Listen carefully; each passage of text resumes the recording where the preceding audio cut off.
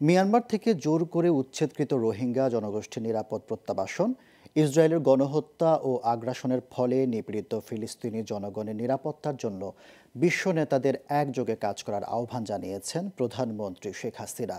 সকালে রাজধানীর একটি অভিজাত হোটেলে আইসিপিডি ৩০তম আসরে তিনি এসব কথা বলেন।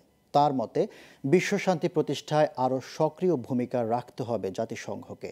বিস্তারিত জানাচ্ছেন শাহরিয়ার বাঁধন। বৈশ্বিক বিভিন্ন চ্যালেঞ্জ, বিশ্বের অভিবাসিত জনসংখ্যার নানা সমস্যা ও সম্ভাবনা চিহ্নিত করার বিশেষ প্ল্যাটফর্ম আইসিপিডি গ্লোবাল ডায়ালগ এবার ঢাকায় অনুষ্ঠিত ৩০তম আসরের শিরোনাম জনসংখ্যার বৈচিত্র্য ও টেকসই উন্নয়ন।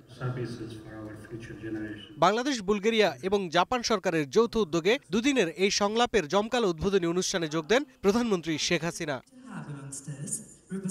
জনগণের স্বাস্থ্য সুরক্ষা নিশ্চিত ও মৃত্যুহার কমানোর বিষয়ে সরকারের বিভিন্ন পদক্ষেপ তুলে ধরে প্রধানমন্ত্রী বলেন, নারী ও শিশু স্বাস্থ্য উন্নয়নে ব্যাপক কর্মসূচি নিয়েছে সরকার। গেল ১৫ বছরে বাল্যবিবাহ এবং শিশু মৃত্যুর হার কমেছে।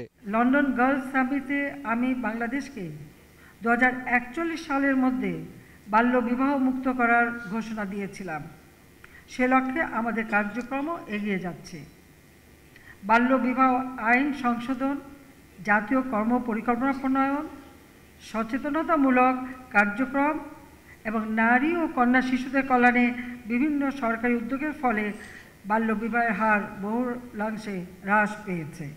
নারী ও শিশুর জন্য প্রয়োজনীয় স্বাস্থ্যসেবা নিশ্চিতের গুরুত্ব তুলে ধরে তাদের সহায়তায় আরও বেশি আন্তর্জাতিক অর্থায়নের আহ্বান জানান শেখ হাসিনা।